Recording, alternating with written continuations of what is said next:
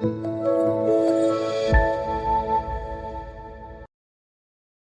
Mitra Lovers, Anda masih mendengarkan 104.9 Mitra FM Purwokerto All Hits. Dan pukul 4:30 sore Mitra Lovers, di hari Kamis seperti biasa kita akan masuk di segmen Beranda Islami sampai nanti di jam 5:30 sore ya. Sudah hadir juga di hadapan saya ada Pak Fuad. Assalamualaikum Pak Fuad. Waalaikumsalam warahmatullahi wabarakatuh. Nggak nyangka Mitra Lovers, kita ketemu dengan Kamis lagi, bertemu dengan Pak Fuad lagi. Gimana kabarnya hari ini Pak? Alhamdulillah baik. Merasa panas nggak Pak hari ini Pak? Wah, ya memang musimnya masih. Karena kayaknya dari tadi tuh saya ketemu sama orang pasti ditanya, rasa panas banget nggak sih? Gitu. Semarang kan paling panas. Ya betul. Dekat Semarang kita ini. Betul, Purwokerto juga lagi panas-panasnya Metro Lovers. Tapi ini temanya hari ini juga nggak kalah panas ya. Kekinian banget nih, memahami Gen Z, Gen Z. Aduh, ini banyak banget parodi-parodi Gen Z nih Pak kalau di sosial media. Karena melihat tingkah laku mereka gitu kan, anak-anak Gen Z zaman sekarang tuh, wah luar biasa sekali ternyata ya. Tapi mungkin nanti akan dijelaskan lebih luas lagi sama Pak Fuad ya Mitra Lovers. Cuma untuk menginformasikan aja kalau Gen Z itu adalah anak-anak kelahiran tahun berapa tadi berarti ya? 96 kalau nggak salah ya, 96 ada yang bilang sampai 96, ada yang 97, ada yang bilang 95 sampai 2012. Betul, itu Gen Z. Nah, gimana nih maksud dari memahami Gen Z nih Pak? Ada pengalaman apa dengan Gen Z Pak? Pengalaman pribadi. Oke, bismillahirrahmanirrahim, mitra sekalian, Mbak Emily. Jadi memang tema ini spontan saja Mbak. Saya berangkat dari pengalaman menghadapi mahasiswa sekarang gitu ya. Saya kan ngajar sejak tahun 2000. Kemudian saya punya anak. Yang pertama usia ya kelahiran 2002, berarti 21 tahun. Itu kan Gen Z itu. Betul. Kemudian yang kedua kelas 2 SMA. Ya, nah yang terakhir ini post Gen Z. Karena masih berapa tahun? Kelahiran 2013 ya. Berarti baru 10 tahun. Tapi mungkin masuk Gen Z juga. Gen Intinya Alpha, Pak. Namanya Gen Alpha kalau nggak salah. Oh iya, setelah post Gen Z itu Alpha. Nah, maksud saya ini kadang-kadang ya ini kalau mitra sekalian yang mendengarkan ini generasi saya, kalau saya generasinya generasi apa Mbak? X. Generasi X ya. Kira-kira lahir 65 sampai 80-an. Betul. Kalau Mbak Emily mungkin milenial. 81 sampai 96. Nah, kita coba bareng-bareng sharing ya. Sebenarnya ada apa dengan generasi kita? Ya kalau untuk seusia saya ya berarti anak-anak kita ya. Kalau mitra sekalian yang mungkin generasi milenial mungkin ya adik-adik Anda semua. Yang jelas memang ada karakteristik yang berbeda, yang ini harus kita pahami supaya nanti kalau posisi kita sebagai orang tua misalnya ya kita tidak kebingungan menghadapi berbagai perubahan, perbedaan yang barangkali bisa kita lihat kok nggak kayak dulu saya ya. Kan orang tua itu penyakitnya karena tua jadi sok tahu. Waduh. Jadi bolak-balik. TUA jadi TAU, sok tahu. Sok tahu itu dalam arti kita sebagai orang tua kadang-kadang merasa kita ini kan sudah tua, sudah berpengalaman gitu ya. Sementara anak-anak kita kan baru kemarin sore barangkali. Itu suka kadang-kadang penyakitnya muncul, yaitu sok tahu tadi. Anak-anak kita tidak dianggap, tidak didengar gitu ya. Nah, ini menurut saya sebuah fenomena yang barangkali perlu kita sadari. Kadang-kadang generasi yang di atasnya seperti saya, generasi X ini sebagai orang tua itu tidak nyambung dengan generasi berikutnya, baik generasi milenial maupun generasi Z ya, atau Gen Z yang sedang kita bahas ini. Nah, mari kita lihat ada beberapa karakteristik yang menurut saya memang harus kita pahami. Nah, dengan memahami ini tentu saja harapannya nanti komunikasinya lebih nyambung ya. Ya kalau nyuruh sholat ya tetap didengarkan kira-kira gitu ya. Artinya kita ngomongi mereka juga tetap bisa diterima dengan baik. Itu saya pikir pentingnya tema ini. Yang jelas memang generasi apa tadi? Gen Z ya, generasi Z ini generasi yang kalau post Gen Z kan memang dia lahir sudah ketemu digital atau ketemu game misalnya.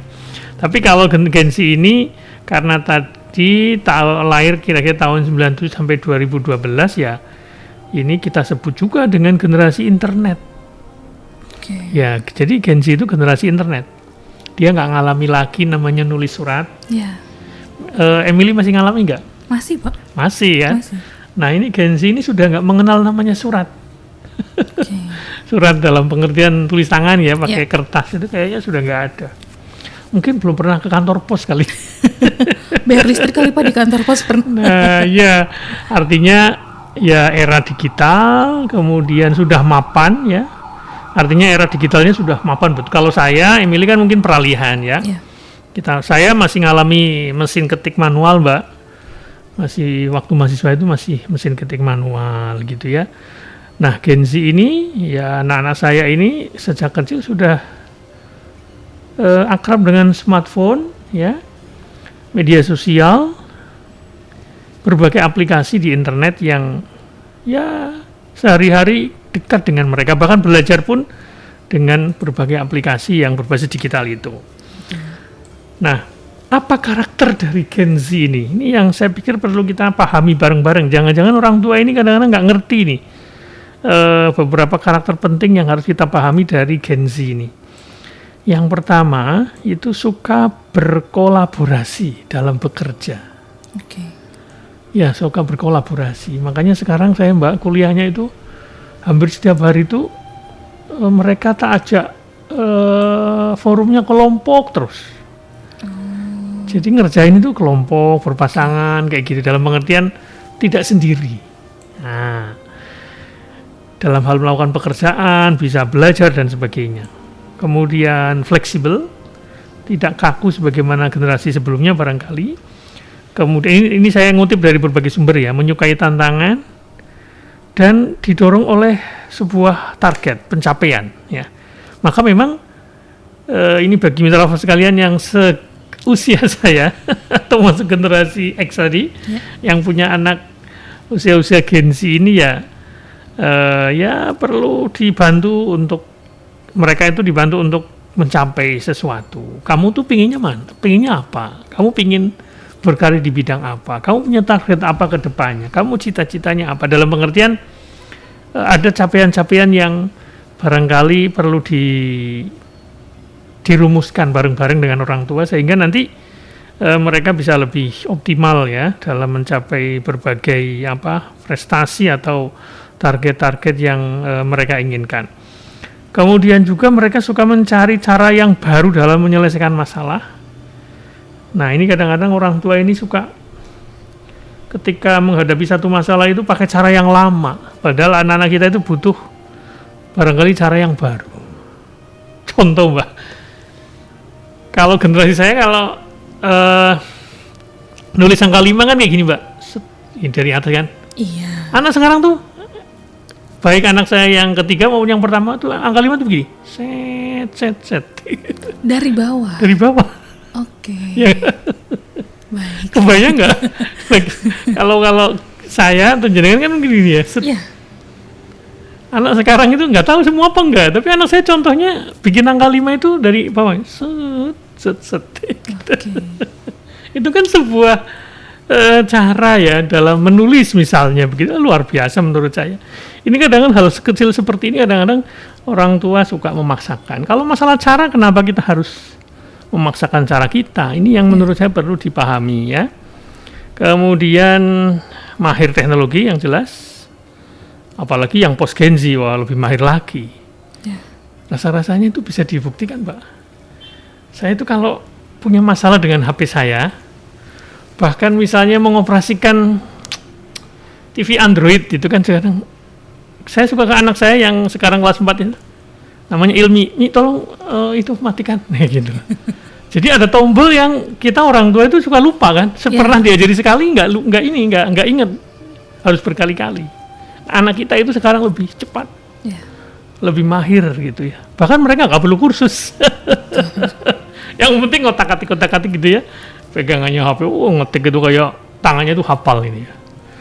Ya, bisa disaksikan tuh. Kalau ngetik tuh satu gitu ya, hurufnya gitu ya.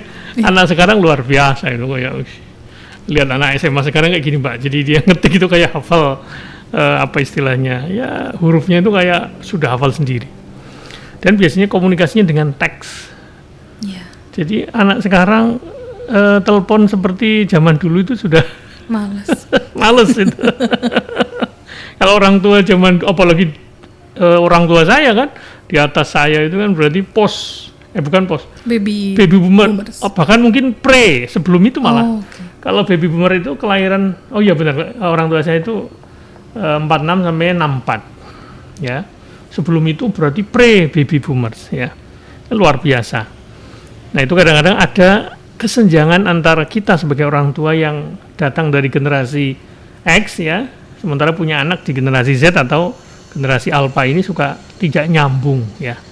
Oleh karena itu menurut saya orang tua perlu memahami itu supaya nanti komunikasinya bisa nyambung. Nah, negatifnya generasi sekarang itu suka mengumbar privasi. Nah, ini perlu hati-hati ya, mengumbar privasi. Ya mungkin gampang cerita kali ya. Okay. Tapi sebenarnya sih kalau gampang ngomong sih orang tua zaman dulu juga suka ngomong ya. Cuma dulu tidak lewat media yang canggih-canggih, dia hanya lewat mulut cerita kayak gitu. Kemudian positifnya Gen Z itu mandiri ya. Jadi memang tugas kita sebagai orang tua ya mendampingi mereka, menghargai mereka untuk bisa tumbuh mandiri dalam belajar, dalam mengambil keputusan. Jangan kemudian kita orang tua itu selalu, kalau dalam bahasa Jawa itu ya terlalu nuntun terus ya, terlalu intervensi. Nah, ini menurut saya perlu dikurangi ya. Caranya itu tentu saja jangan kemudian kita tidak percaya dengan mereka supaya tumbuh mandiri itu. Dan positifnya lagi, Gen Z itu toleran. Dalam beragama itu barangkali ya mereka membutuhkan tidak cukup satu pendapat. Nah, mungkin generasi sekarang jangan kaget. Jangankan generasi Z, mungkin generasi seperti generasi saya juga sudah mulai nggak terlalu fanatik dengan satu ideologi, satu ormas kan gitu ya. Betul. Bahkan sekarang ada istilah, kalaulah misalnya ada dua aliran, ada Muhammadiyah, ada NU, ada yang mengaku Muhammadinu. Oke. Ya, itu artinya mereka tidak terlalu tidak terlalu saklek dalam berorganisasi atau berideologi, termasuk dalam beragama. Jadi mereka relatif bisa hybrid. Hybrid itu artinya menggabungkan dari berbagai pendapat barangkali. Makanya sekarang tumbuh diskusi-diskusi agama. Kalau untuk anak-anak muda itu harus nuansa diskursifnya, nuansa perdebatannya, kemudian apa istilahnya ya, dari pendapat yang berbeda itu mereka suka begitu. Kalau pengajian itu tidak cukup dengan satu versi, kira-kira begitu. Apalagi untuk wilayah perbedaan pendapat. Kemudian lebih senang berkomunikasi secara maya. Yeah. Dulu Emily pernah ngomong bahwa ada anak itu Lebaran pokoknya saya nggak mau ketemu orang, misalnya begitu ya. Ya kan? Nah, itu barangkali memang selain dia introvert, memang itu mungkin Gen Z dia. Dalam pengertian memang usia-usia anak sekarang itu nggak terlalu suka ketemu orang seperti kita dulu ya. Yeah. Atau orang tua kita dulu apalagi ya. Jadi kadang-kadang mbah-mbah kita atau orang tua kita atau saya misalnya yang sudah jadi orang tua itu suka nggak nyambung dengan gaya anak-anak sekarang itu. Mungkin tadi ngobrolnya nggak kayak dulu, ngucapin terima kasih aja.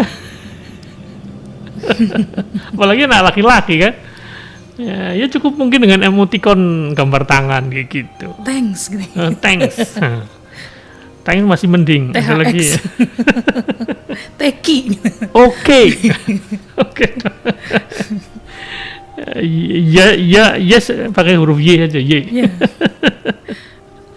Artinya banyak simbol-simbol yang barangkali memang itu datang dari teknologi, jadi kita nggak usah terlalu baperan juga gitu loh. Yeah. Jadi kalau orang tua ngukur dengan standar zaman dulu ya menurut saya agak nanti terkecewa dia. kalau tidak sesuai ekspektasi. Oke. Anak-anak kita sekarang kan bukan hanya belajar dengan kita, tapi belajar dengan temannya, belajar dengan bahkan seluruh dunia lewat teknologi. Jadi ya bisa dimaklumi. Yang penting prinsip-prinsip dasar itu ya tetap bisa kita tanamkan kepada mereka, prinsip-prinsip yang harus kita istiqomah ya dalam pengertian mereka tetap dekat dengan agama itu penting menurut saya. Jadi jangan kemudian karena Gen Z kemudian nggak sholat, ya jangan. Nah, untuk metafor sekalian yang sekarang pada masa Gen Z-nya dalam pengertian mereka yang usia Gen Z ini ya menurut saya harus apa istilahnya? Ya harus juga memahami bahwa orang tuanya itu berbeda generasi dengan dia. Ya. Nah, jadi saling memahami. Tapi ya yang paling pertama tentu saja orang tua memahami anaknya yang Gen Z. Jangan yang Gen Z suruh memahami kita dulu yang memahami mereka, bahasa mereka, karakter mereka. Jadi jangan kemudian ngukur misalnya soal baju, Mbak. Kadang ini ibu-ibu ini biasanya kalau standarnya zaman dulu ya masa kayak gitu. Nah, kan gitu kan. Ya. Sering kan? Nah, itu sering terjadi.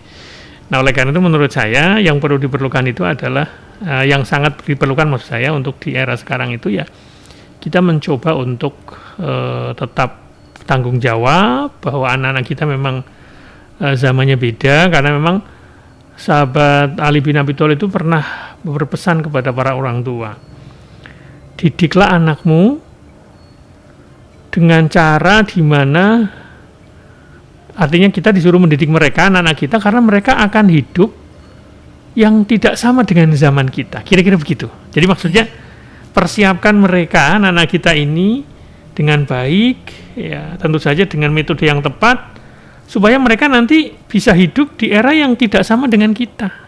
Ya. Nah itu intinya seperti itu. Kalau dalam ajaran Islam itu kita disuruh mendidik anak-anak kita supaya mereka bisa survive di zaman yang beda dengan kita. Jangankan besok kalau orang tuanya sudah nggak ada, sekarang saja sudah beda zamannya. Nah, mungkin dalam hal memilih jurusan, memilih pekerjaan, memilih apalagi circle bahasa kita, memilih fashion, memilih teknologi. Kadang-kadang ada hal yang kayaknya kita nggak nyambung. Kok bisa kayak gitu? Gitu warnanya sih. Kadang-kadang kayak gitu. Nah, semoga dengan adanya perbedaan yang terjadi antara kita generasi yang sebelum Gen Z ya, baik milenial maupun yang X, ya tidak kemudian menghambat komunikasi kita, menghambat kedekatan kita dengan anak-anak kita, dengan anak-anak kita yang Gen Z ini, sehingga tetap kita bisa diterima oleh mereka, bisa nyambung satu frekuensi. Ya tentu kita harus menurunkan egonya kita coba pahami bahwa memang mereka seperti ini, bahasanya, budayanya ya, yang penting tidak bertentangan ya. Tapi ketika ada yang bertentangan dengan ajaran Islam, tidak sesuai, melanggar agama ya, kita coba ingatkan tapi dengan cara yang berbeda. Kita harus mengajak mereka untuk berpikir ya lebih panjang lagi, lebih rasional, sehingga kemudian mereka bisa mengerti. Jadi butuh effort yang lebih barangkali untuk berkomunikasi dengan Gen Z dibanding kita berkomunikasi dengan era kita atau dengan orang-orang teman-teman kita, circle kita yang satu generasi dengan kita, bagi perspektif saya atau kita sebagai generasi X misalnya begitu. Begitu barangkali Mbak sebagai pengantar, nanti kita lanjutkan kembali. Baik Mitra Lovers, itu dia ya tema kita hari ini adalah memahami Gen Z. Jadi siapa nih yang mungkin ada yang suka disindir sama orang tuanya, dulu pas zaman mama nggak gitu deh. Aduh. Baik Mitra Lovers, silakan untuk yang mau sharing seputar tentang Gen Z boleh, atau bertanya secara langsung pada Pak Fuad lewat SMS ataupun WhatsApp di 0813 2615 1049.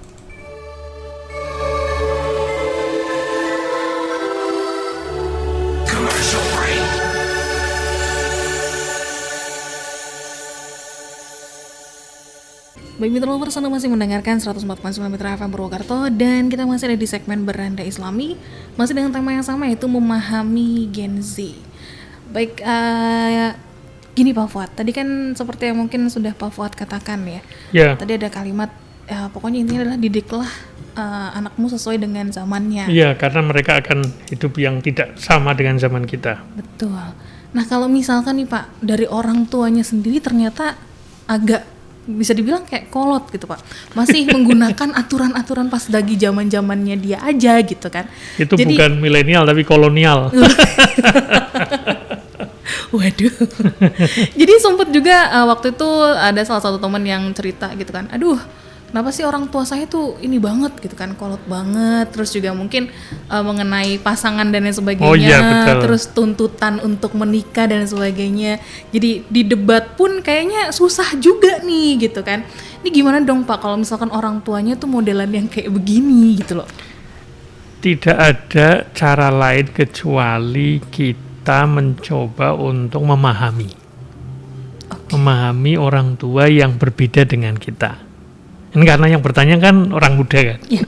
Berarti pesan saya, Anda harus memahami cara berpikir orang tua, memaklumi dulu, ngerti dulu. Oke. Jangan minta dimengerti terus, ngerti dulu. Kenapa apa yang dimaksud mengerti? Mengerti itu hanya mendengarkan dulu. Mendengarkan dulu cara berpikirnya gitu ya. Okay. Terus yang kedua, kita harus tetap dekat dengan mereka. Dalam pengertian, beda boleh, tapi apakah kita harus bermusuhan?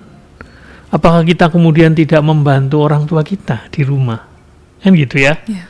Ini masalah komunikasi yang belum nyambung memang. Maka saran saya, sebagai orang yang mungkin kita menganggap lebih maju, lebih modern, kita harus fleksibel kan, harus bisa beradaptasi dengan orang yang berbeda. Maka kuncinya mengerti dulu, dengarkan dulu, tetap dekat dengan mereka, baru kemudian kita coba bangun suasana yang barangkali kita ingin memberi argumentasi yang sesuai dengan cara pandang kita. Asal itu bukan sesuatu yang hitam putih loh ya. Okay. Hitam putih artinya kalau sudah jelas ini benar ya kita harus ikut yang benar. Tapi hanya masalah cara, selera yang itu barangkali bisa ditoleransi kalau itu berbeda. Cuma karena orang tua kita bacaannya kurang. Okay. Atau bahasa kita kurang piknik ya. Baik. Ya kita memaklumi lah ya, kita coba pelan-pelan untuk bisa tetap berkomunikasi, meyakinkan dengan mereka. Tidak ada lain kecuali begitu caranya. Karena kalau kita langsung membangun barrier, antipati, beda banget, kita kemudian tidak mau mendengarkan, ya itu nggak akan ketemu. Sementara dia kan tetap orang tua kita. Betul sih. Masa kita nikah mau meninggalkan restu orang tua kan nggak mungkin. Jadi Gen Z atau generasi muda bukan kemudian kita harus melawan orang tua, tidak. Ya memang orang tua kita agak kolonial ya nggak apa-apa lah. Coba dicari terus ya. Kalau dalam bahasa apa ya intinya selahnya di mana itu, kelemahannya di mana itu. Okay. Nah baru kita masuk di situ pelan-pelan ya. Biasanya relasi dulu, bangun kedekatan dulu, baru kemudian kita mencoba menyampaikan argumentasi kita, menyampaikan keinginan kita, menyampaikan cara berpikir kita. Rasa-rasanya begitu Mbak, caranya. Okay. Daripada kita kemudian sudah antipati duluan. Kalau sudah antipati ya nggak akan nyambung kira-kira. Begitu Mbak Emily. Baik. Kita teruskan ya. Jadi selain pertanyaan Emily tadi terkait dengan, kalau tadi berarti kan perspektif Gen Z-nya kan terhadap orang tuanya yang beda generasi. Betul. Maka saran saya seperti itu. Jangan terburu-buru untuk kemudian kita menganggap bahwa orang tua kita mah, nah kayak gitu, nggak boleh begitu. Jadul. Oh, Anda tuh masih minta duit sama orang tua. Nah, loh. Nah itulah kalau memang kita pingin itu ya segeralah mandiri. Kira-kira gitu. Langsung dikasih solusi loh. Saya nggak di mandiri tapi di mana itu. Waduh. Ya, monggo silakan. Jadi prinsipnya adalah kita harus coba memahami sudut pandang orang dan memahami konteksnya, bahwa mereka barangkali orang tua kita ya, namanya juga zamannya beda, bacaannya beda. Ya tentu mungkin ada perbedaan. Kita harus mencoba menghargai perbedaan. Karena salah satu watak Gen Z itu sebenarnya dia bisa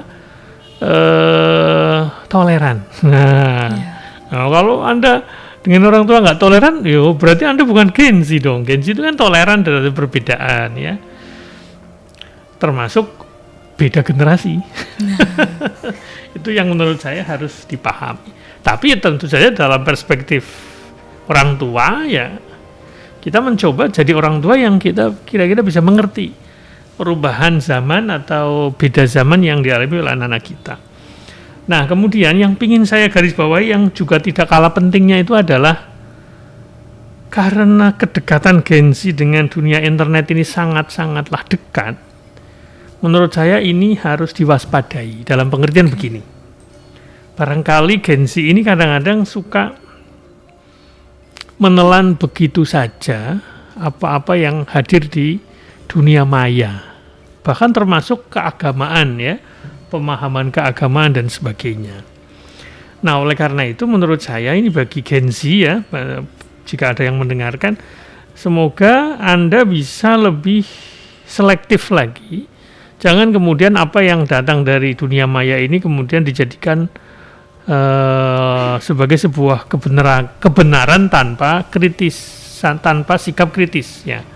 Maka kemudian sebagaimana konten kita dulu Mbak, atau tema kita sebelumnya itu memilih konten ya, menurut saya memang kebutuhan untuk lebih hati-hati dalam menyikapi informasi untuk era Gen Z ini harus diperkuat ya. Jangan kemudian begitu saja menerima informasi yang datang dari dunia maya ya. Karena bagaimanapun di dunia maya ini kan ibarat rimba ya kan. Ya. Semua bisa masuk, semua bisa berselancar, semua bisa berjejaring ya. Bahkan semua orang bisa ceramah loh. Ya. Nah, sehingga kemudian kadang-kadang tidak kaget jika kita menemukan konten-konten yang barangkali karena dia lebih bagus pendekatannya, lebih gaul pakaiannya, itu lebih diterima daripada ustadz-ustadz atau ulama kiai yang dalam tanda kutip mungkin kurang menarik. Nah, padahal, mohon maaf, sangat mungkin ada potensi bahwa dai-dai, ustadz-ustadz yang dalam tanda kutip yang gaul, yang lebih kece, yang lebih itu kadang ilmunya tidak terlalu dalam, sangat mungkin kan, sehingga kemudian ya semoga sih sekarang mungkin sudah tidak terlalu, tapi ya, beberapa saat sebelumnya kita akan sangat melihat bahwa Gen Z kita sangat dipengaruhi oleh pemahaman-pemahaman yang takfiri. Takfiri itu artinya hanya kelompok saya yang benar, yang lain salah, kira-kira begitu. Yang cenderung dalam tanda kutip ada yang menyebut radikal, kira-kira gitu. Nah, ini bahaya juga menurut saya, karena keterpaparan mereka dengan internet itu sangat luar biasa, sehingga kemudian ini negatifnya memang dalam hal agama itu jadinya mereka lebih sedang kepada dalam tanda kutip mungkin para dai yang barangkali mungkin ya dalam beberapa hal mungkin dia sangat fanatik ya dengan golongannya ya, padahal kalau karakter Gen Z itu harusnya toleran ya. Nah, kalau kemudian mendapatkan asupan keagamaan yang tidak toleran kan itu malah berbahaya.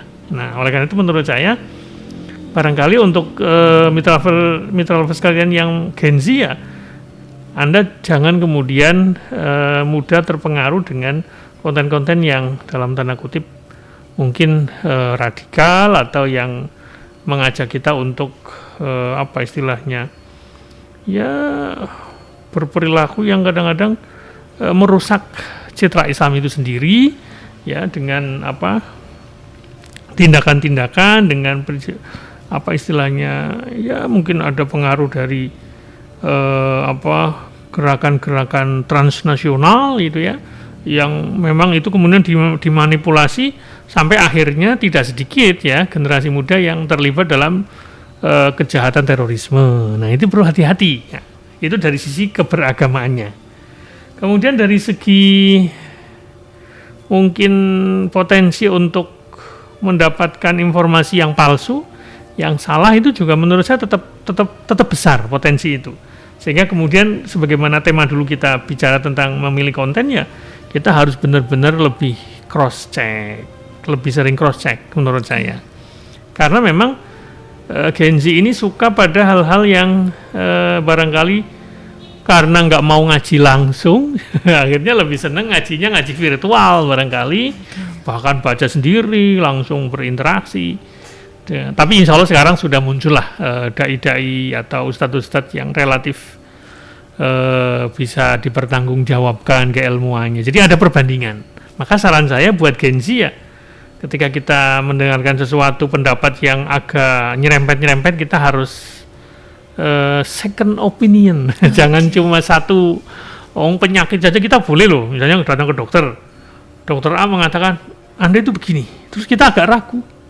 Dalam dunia kesehatan kita boleh datang ke dokter lain. Nah, untuk meminta second opinion, pendapat kedua yang barangkali berbeda dengan pendapat yang pertama.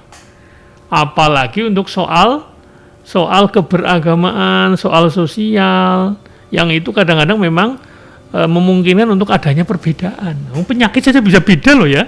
Satu dokter dengan dokter lain kan bisa berbeda, dan itu dilindungi undang-undang kalau kita dalam memanfaatkan akses layanan kesehatan. Kita boleh memilih atau meminta second opinion dari dokter yang berbeda.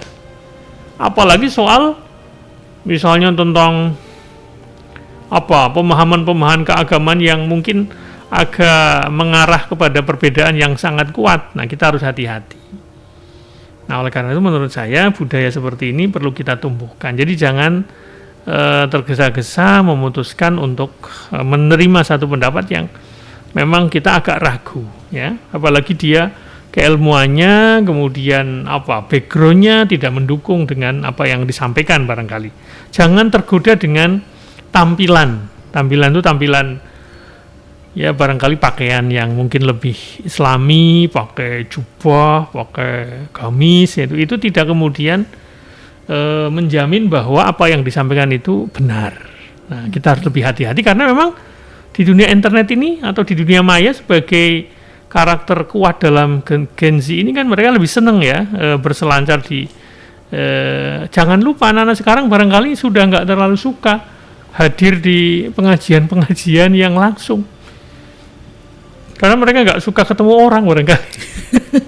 Sudah saking nyamannya main game aja, game online no. Coba game online itu bermain dengan siapa sih Mbak? Yang orangnya nggak jelas ya? Iya sih. Iya kan? Orang asing. Judi online. Waduh. Jadi jangan lupa nanti ngaji online. Iya kan? Iya sih. Ya, nah ini yang menurut saya perlu diwaspadai ya. Ya tentu tidak ada generasi yang tidak ada tantangannya. Pasti ada kelemahannya, ada tantangannya. Nah itu yang menurut saya harus kita kita tularkan kesadaran seperti ini ya. Kalau kita sebagai orang tua generasi X ini yang punya anak generasinya generasi Z, nah ini harus ya lebih ekstra lagi. Jangan kemudian juga terlalu khawatir, juga jangan terlalu, dalam pengertian kita tetap ya semut saja, semut monitoring, ngobrol dengan mereka. Insya Allah nanti kalau ada hal-hal yang negatif itu akan cepat terdeteksi.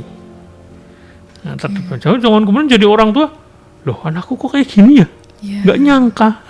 Berarti terlambat itu, terlambat ngobrolnya, terlambat deteksinya, sehingga terjadi disparitas yang sangat luas atau sangat lebar antara pemahaman orang tua dengan pemahaman anak yang dalam hal ini adalah Gen Z. Begitu Mbak Emily, nanti kita lanjutkan. Baik, Mitra Lovers, masih ada satu sesi lagi ya. Silakan, masih ada kesempatan untuk Anda yang mau bertanya secara langsung. Boleh lewat SMS ataupun WhatsApp di 081326151049. Jangan kemana-mana karena kita akan kembali sesaat lagi.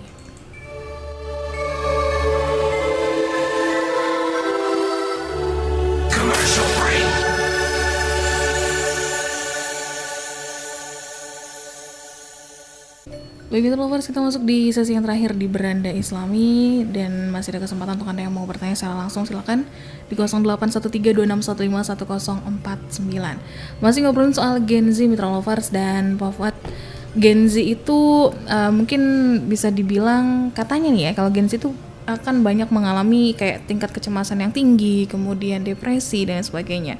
Karena mungkin ada beban akademik, betul, tekanan hubungan sosial dan lain sebagainya. Ya. Dan bahkan baru-baru ini ada kejadian 2 hari ini berturut-turut kalau nggak salah, kasus di mana anak UNES, kemudian hari ini kalau nggak salah tadi pagi atau kemarin saya lupa, anak apa lagi tuh, kampus mana saya lupa, Udinus. Mereka memutuskan untuk suicide. Apa itu? Untuk bunuh diri. Oh, ya. Nah, untuk menghadapi ini mungkin ada pesan-pesan. Sangat mungkin ya. Jadi memang karena tadi berbagai informasi yang mereka konsumsi tiap hari itu kan menimbulkan kecemasan barangkali. Termasuk mungkin kalau bunuh diri ya terkait dengan tadi tuntutan gaya hidup barangkali yang sangat tinggi. Selain yang bunuh diri juga ada yang terlibat pinjol pinjol. Kalau yang kemarin di Jakarta itu mahasiswa itu juga membunuh adik kelasnya. Betul. Karena terjerat utang ya kan. Nah, barangkali itu saya pikir ancaman-ancaman atau kelemahan-kelemahan yang barangkali secara psikologis memang akan dihadapi oleh Gen Z sekarang. Oleh karena itu menurut saya tidak ada jalan lain kecuali mereka perlu didengar, artinya keterbatasan mereka untuk hadir secara istilahnya bahasa kita kopdar ya, langsung dengan temannya ini menurut saya perlu diperbanyak. Jadi bagi teman-teman Gen Z yang barangkali penyendiri, kemudian hanya misalnya kupu-kupu kampus, kuliah pulang gitu ya. Itu mungkin perlu ada forum-forum di mana mereka bisa didengar keluhannya. Jadi jangan karena Gen Z dianggap hebat semua juga tidak, karena mereka juga punya masalah yang luar biasa. Ya intinya tetap butuh pendamping barangkali, forum-forum dari orang tua yang bukan orang tua, ya mungkin di atasnya sedikit lah, yang kira sudah ya dalam pengertian sudah memahami ilmunya menghadapi berbagai tantangan Gen Z itu butuh menurut saya. Dalam pengertian ada fasilitasi entah itu dari sekolah, dari kampus, dari tokoh-tokoh keagamaan barangkali untuk mendampingi mereka baik dalam hal psikologis tadi menghadapi berbagai stresor bahasa kita. Stresor akademik, stresor keluarga, stresor teman ya kan? Itu juga luar biasa. Memang ya intinya butuh ketahanan menurut saya, entah itu dari keluarganya. Ya barangkali mungkin yang sampai bunuh diri ya itu karena memang tidak menemukan katarsis barangkali ya. Circle atau teman yang bisa ya menumbuhkan optimisme kepada mereka bahwa mereka tidak sendiri gitu ya. Nah barangkali seperti itu menurut saya. Jadi lagi kalau menurut saya sih nggak beda-beda amat. Saya juga dulu waktu muda seperti Gen Z sekarang juga mengalami tantangan-tantangan seperti itu kan. Stresor banyak ya. Jadi kayaknya sih bagi saya jangan terlalu juga di besar-besarkan gitu perbedaan Gen Z dengan generasi. Intinya kan sebenarnya anak muda kan, intinya gitu sebenarnya kan, remaja, di mana remaja sekarang itu memang agak berbeda dengan remaja saya sebelumnya karena zamannya beda, tapi sebenarnya ada yang sama, ada benang merahnya. Ya tadi misalnya anak muda itu butuh peneguhan identitas diri, jati diri, ya kan? Saya pikir sama itu menghadapi tadi tuntutan keluarga, tuntutan orang tua, tuntutan teman sebaya, gaya hidup, ya kan mereka kan akan membanding-bandingkan dengan temannya juga kan, karena mereka terkoneksi dengan banyak orang secara global, bahkan bukan hanya satu sekolah, mereka bisa melihat teman mereka yang dari dunia lain, ya bukan dunia gaib ya, maksudnya dari negara lain maksud saya, dari negara lain gitu ya, mereka bisa, apalagi mereka yang punya bahasa Inggris bagus, mereka bisa berjejaring dengan orang yang global. Globalisasi ini menurut saya memang semakin cepat di era generasi Z ini ya. Karena menurut saya ya lagi-lagi tugas kita, kalau kita perspektifnya orang yang lebih tua ya mendampingi mereka dalam tadi memilah ya, ini sudah tema yang kita dulu, memilah, kemudian memilih ya, termasuk kemudian mengurangi keterpaparan atau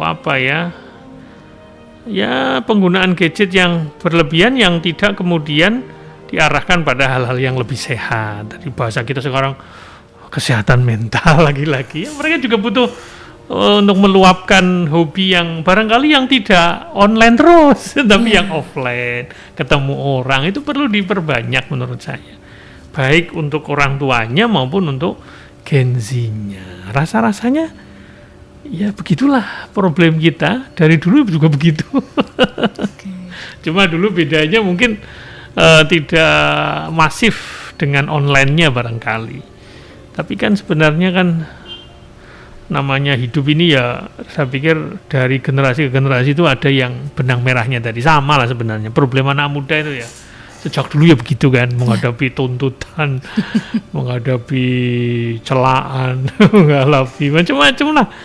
Tapi lagi-lagi yang paling terasa mungkin gaya hidup tadi ya. Gaya hidup yang semakin hedon ya, barangkali yang bisa kita saksikan. Itu yang membuat keinginannya tinggi banget gitu ya, tapi kemampuannya untuk memenuhi kebutuhan itu terbatas. Jadi antar keinginan dengan kemampuan kita memenuhinya itu jaraknya terlalu jauh.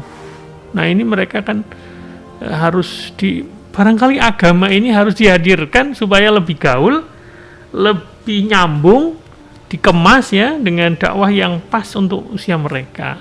Tentu saja ini bukan tanggung jawab yang ringan ya, ini berat sekali menurut saya, tapi ya ini menantang buat kita ya.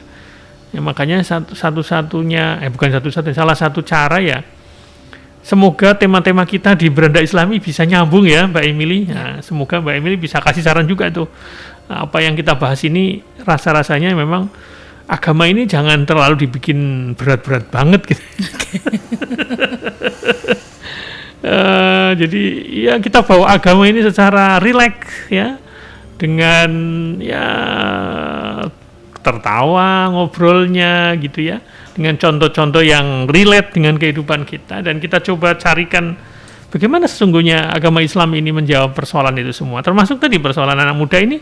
Kita perlu tumbuhkan bahwa mereka itu sebenarnya kalau dari generasi ke generasi itu menjadi pionir sebenarnya. Kemerdekaan negara kita itu anak muda loh. Jadi kita harus menanamkan optimisme terhadap Gen Z ini. Jangan ditakut-takuti stresnya saja.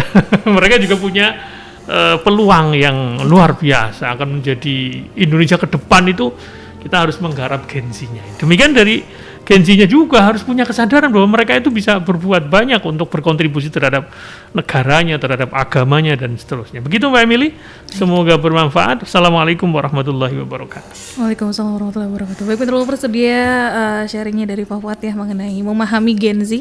Semoga banyak hal yang bisa didapat, bisa dipelajari juga untuk hari ini. Terima kasih sekali untuk Anda yang sudah stay dari awal sampai selesai sekarang. Jangan lupa selalu dengarkan Beranda Islami setiap hari Kamis jam 4:30 sampai dengan jam 5:30 sore hanya di Mitra FM Purwokerto.